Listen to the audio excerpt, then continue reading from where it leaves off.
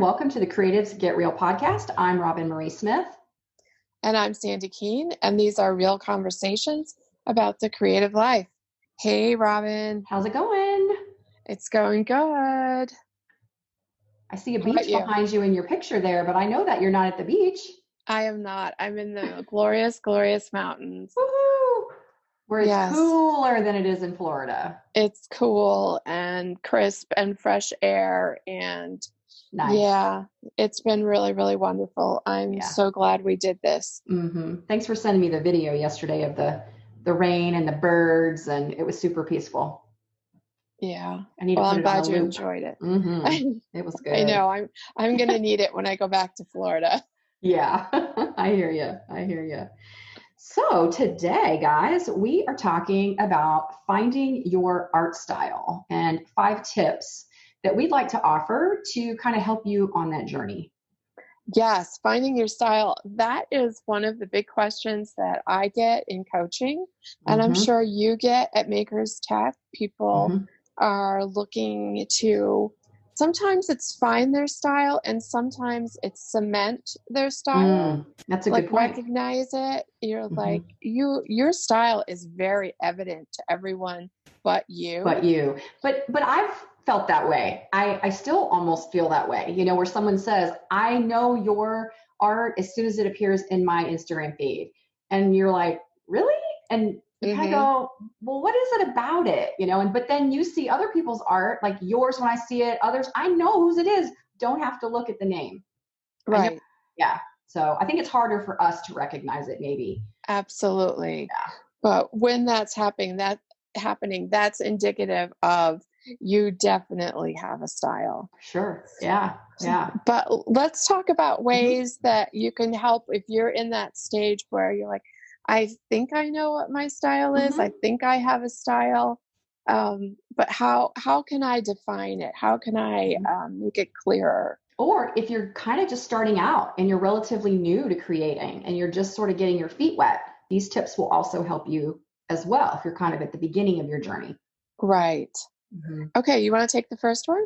I will. All right. So the first one is taking courses, whether they're in person or whether they're online. And I know I'm a little further ahead than just starting my journey, but I remember how much that helped me because one, I was still learning about the tools and the supplies and different mediums, and attending art retreats back in the day. It helped me to take classes with different teachers, with different styles, different mediums, whether it was fabric or whether it was metal smithing, to where I could kind of see, what do I really like? And what is it? What is that? How do I feel about it? And if I liked something, then I would do more of it and kind of explore it a little bit more. And I think taking courses is important because then you do learn. And there's so much to learn from so many different people and how they approach things and their thought processes. In fact, I had a question the other day I think it was on Instagram, where they asked me, and never had this asked of me before. They said, well, what is going through your mind while you're doing that? And I'm thinking, I mean, that's a good question. I'd never really had anyone ask me that, what is going on in your mind, So I thought that's really interesting because isn't that part of the process? What are my thoughts while I'm working and creating? Definitely. Yeah. I'd like another bag of cookies. No, just kidding. We talk about cookies all the time, but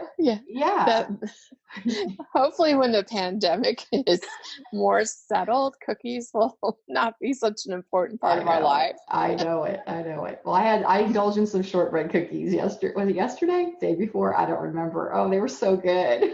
Good for you. Yay. Okay. We're getting off topic, but you know what?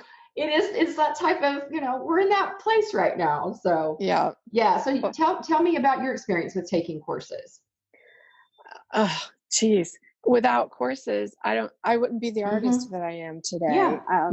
Yes. I mean, when I take courses, even today, when I take online courses, a lot of times my reason for taking the course has nothing to do with the topic. It can be because I like a person's style, but not necessarily the medium that they're working in. But I want to see what product they're using. I want to see how they're holding their brush or their tool. there's just a lot of different reasons to take a class other than the actual title of the class. Or maybe it's a teacher that you love and it's such a joy to take a class from them that you don't care what they're teaching. You just show up because you want the experience. Yeah, good point. True. Yeah, so there's many, many reasons for taking courses, but I can't imagine ever not taking courses, ever being in a place where I said, yeah, I don't really need to take any more courses anymore. I know everything now. That will never happen. That's like saying I don't need to read another book because I've read so many. There can't possibly be anything that out there that I'm going to enjoy anymore. New. Yeah. Right. And that's so not true. Yeah. Yeah, exactly. And it is like reading a book or watching a movie in that when you're in different points in your career and your growth, you will see and notice different things. That's right. That's a great point. So it's not a bad idea. If you have a class that you really enjoyed a year, 2 years later, go back, rewatch that class, see what you see now that you didn't even notice the first time through. Yeah, that's a great point. You're right. That's why we rewatch those movies that we love. We watch them over and over again. Yes, I'm a big rewatcher, as I know you are. And yeah, you always see something new. Yeah. Find something you didn't even realize before. Yep. Okay, number 2, try different mediums. Yeah, this is a good one because you're not going to know until you try. I'll give you an example. I tried oil painting. I enjoyed the experience, but I knew right away, this is not my thing. I don't like the canvas being wet for a very, very long time. Right. I don't particularly like the way the color moves on it. I knew right away, I am not going to be an oils girl, and I never did oils again. I have the exact opposite with watercolor, as we all know. So tell me about something you tried that you were like, yeah, no. Well, I think it was more, as I mentioned in the last point, I really liked it and I really wanted to do it, but I didn't feel like this is the thing. And it was actually metal smithing, I guess you'd say it, but it was making jewelry. And I really enjoyed it. It was so hard. We made our own rivets. We made, everything. And I found it challenging, but I also was like, I just don't think I'm going to be able, I didn't have that love that I have for other mediums, but I really liked it, but I knew that was not going to be a path that I could sustain, that I would, fully enjoy long term. And so my reason's a little different. I did like it. I just said, can't take this on. I don't know that I would just continue to do this over and over. It just I felt like I'd be forcing it a little bit. And if you're going to do that, then you're not going to, I don't think you would have the longevity with it that you would have with something that you really enjoyed. Yeah. It's too easy to burn out when the love isn't there. Yeah, I agree. Okay. All right. Number 3, follow people on Instagram that you enjoy their work, you love what they're doing, and notice things in that. Why are you enjoying what they're doing? What is it about the art? When you are looking through your feed and something stops you, what is it about that? What are you drawn to? Is it colors or shapes, or maybe it's the medium? What is it about that? And analyze that. Yes, that's so important to, we're speed flickers. I just made that true. Yeah. But, we're just going through our feed and, stop and like and next, but we don't spend a lot of time truly looking at things. I could get on a soapbox about how many people you follow on Instagram, because I have a theory about that. I think that most of us follow way too many people and aren't discriminating enough. And so you're overwhelmed by your feed. And if you can spend some time with the people that you are really inspired by, there's something there that you're drawn to, just like you were mentioning. Yep. Maybe it's color, it's texture, it's stitching, it's medium. It's the fact that everything they do is in journaling, or in everything they do is on playing cards, whatever it is. Maybe it's textiles. Yeah. But start to understand what it is that you're so drawn to, and get specific. Like maybe there's a blue that keeps showing up that you love. Stop, ask a comment. What is the name of the blue that you're using? And then go buy it. Maybe you're super drawn to Prussian blue, but you don't know, because you don't know what Prussian blue is until you become a little more educated in color. That's true. So, really spend some time studying that.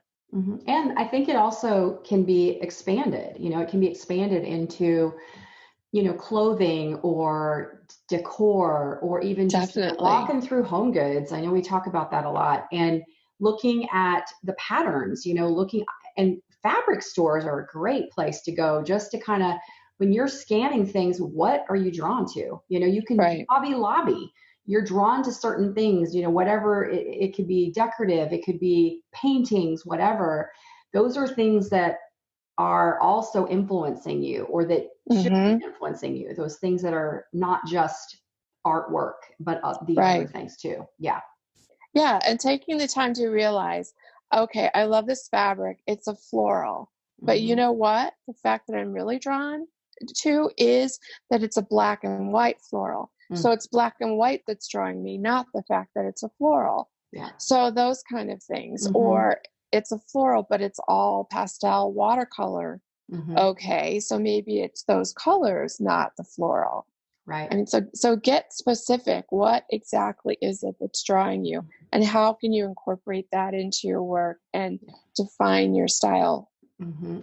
Yeah. And that kind of goes back to one thing that we had talked about in another episode, about an inspiration journal, where you're documenting things, you're clipping things, you're putting things in, make notes. As you're doing that, if you really are, moved by something, make a note of it.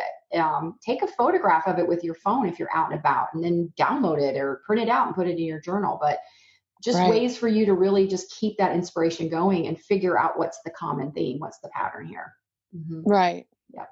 It's like me when I was, anti-sewing machine, but everything I was drawn to had stitching on it. I mean, duh. True. That's true. Time. It's time for a sewing machine. Yeah, that's right. Oh. So on the same point about your inspiration journal are Pinterest boards and collections on IG. Yep. It's so much easier to see patterns when you have a collection or board in front of you, and you can look and say, wow, that turquoise color is in 80% of everything I've pinned. Yeah, you're right. Those kinds of things. And just keep looking. I almost gave away our next one, so I had to stop myself. Because when you talk about it, you'll see how. Go ahead and take the next one, because it's going to feed right into this. Sure. Okay. Number 5 is looking at your past work. Looking at what you've done, whether it's in a last year, 10 years ago, if you're just new, looking back whenever that starting point was. And I know you and I both have changed a lot in our style and our art approach from when we first started. And I know for me, a lot of that came with confidence. Absolutely. I've shared the story of, I kind of started out with very neutral, really no color at all. I just didn't feel confident in being able to use color. And maybe I felt like too, a real artist is going to be just using color and all of this. And I just didn't feel it. And when I did finally gain the confidence, there was just, no stopping me. Like now it's just like, I love color. And I'm a lot more adventurous. I'm more willing to try, what happens if I do this? Or what happens if I do that? It's that experimentation, and being not perfect, being willing and okay with, if it doesn't work, it doesn't work. It's okay, and I think that makes a huge difference is getting to that point. But looking back at past work boosts my confidence even more, because it's like, oh my gosh, look what I didn't think I'd ever be able to do this. And now I do, so how about you? Yeah, same thing. um, taking it to a different place, when people ask me as a coach, how do I define my style? How do I know what my style is? The first place I send people is either their art journals or their Instagram feed. Mm-hmm. I like Instagram feeds because you can see so many pages, so many pieces at once. Yep. If you've been posting regularly for a while, it's screaming in your grid. I mean, it is screaming what your style is and what you really love, or at least parts of it. There's clues there. And then flipping back through art journals and seeing your evolution. Yeah. Yes, I'm the same way. Exactly what you said. It's about confidence. It's about being willing to fail, seeing failure as a step in the process, not as a negative. Yeah. You can't get from A to B without, That's 6 failures. And this needs to be said, great time to do it. Most of us, I'm pretty sure, don't post the fails on Instagram. I mean, it's like working on this 100-day project. I got a lot of stuff, or I'm like, okay, I got to stop that. That's not working. Let's shift here. There's that, the stuff that we go, yeah, right, okay, whatever. That's going in the pile to be upcycled later into something completely different. They're not all passes, I guess. There's failures in there as well. Absolutely. And you have to be willing to. That's right. You buy that pad of student grade paper and you just go to town and try all kinds of things and go, okay, crap. That's crap too. But then things start to emerge. Okay, wait a minute. I like this part. Right. And then you just keep getting better and better and better. But absolutely, you have to be willing to see failure as progress. That's right. Yeah, it's not a negative. Yeah. And I think too, just kind of as we're wrapping up after these 5 tips, the idea of, yes, it's an evolution. And I mentioned earlier about things being forced. I think that one thing I've learned, well, there's been a lot of things I've learned over the years, but it's to just I know it maybe even sounds cliche, just kind of let it happen. Don't force it. Don't have in your mind, okay, I want it to look like that. And then you're trying to do that, but that's not usually the way it works. I mean, unless you're doing a step by step and you're following precise directions, it's like I hear people say, well, I'm trying to make it look like yours, but it doesn't. Well, there's a reason for that. You're not me, Right. It's like you're you. Exactly. So, yeah. So I think that's important, is to not be forcing. And like I said earlier about the metal and jewelry making, or working with oils, like you said, I don't need to even go down that road now. I know that I don't need to. I'm not going to try to force myself to fit into the mold of an oil painter when that's not what I am and it's not what I want to do. Yeah, and you don't enjoy it. Right. And I think another thing is when you're taking classes and you're trying to find your style and you see someone else and you love, what they're doing, is that you can't be so influenced by that person's style that you don't allow your own to emerge. That I think that we use these people that we love their work to learn from, but then you have to leave them.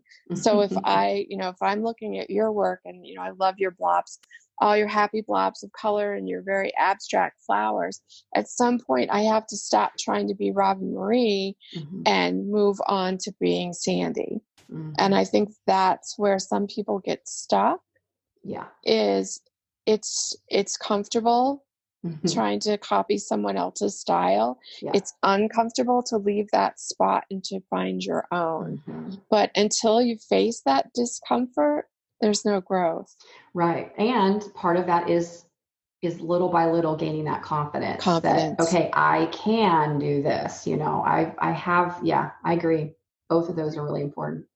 Yeah. And I think a lot of times confidence comes from seeing your art through someone else's eyes. And that comes from posting or showing or whatever way that you want to share your art with someone else. Right. But when you can see it through someone else's eyes, you're like, wow, I didn't even see that. Really? You like that? You think that's good?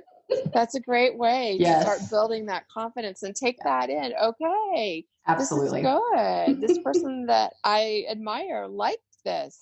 Yeah, it's like when I get when I get a comment by like one of my idols, I'm like, oh my gosh, so and so posted they liked my painting, and I'm just Yes. like, woo! It's just so Yes. exciting. You just kind of go, yay!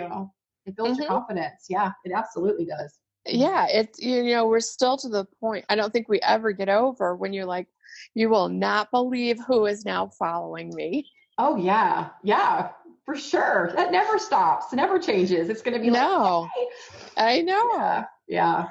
Mm, So definitely it's an evolution. There's mm-hmm. growth, there's change. Yep. It never stops. Nope. And it's a grand journey. Hop Yeah. on. Yeah, absolutely. Yep. Yep. So let's recap. To finding your art style, we talked about taking courses, trying different mediums, following people on Instagram, seeing what it is about what they're posting that you like, seeing what's common, creating a Pinterest board or a collection in Instagram where you can see more of those images all together and really get a big picture. And also looking at your past work and kind of seeing, where you started and where you are and seeing that change and that evolution that we talked about as the process goes. So, yeah. Definitely. Mm-hmm. Good Okay. talk. Yeah. Good luck, guys. Let us know if you have any questions. Yep. We'd like to hear from you. So have a great day. Bye. Thank you for listening to this episode of Creatives Get Real. We love hearing from you. So hop on over to Instagram and leave us a comment. And we also appreciate reviews on iTunes. And you can find me, Sandi Keene, at sandykeene.com and my classes at popupartclasses.com. And you can find me, Roben-Marie Smith, at robenmarie.com. And if you're looking for and need tech support, check out my membership site, makerstechu.com.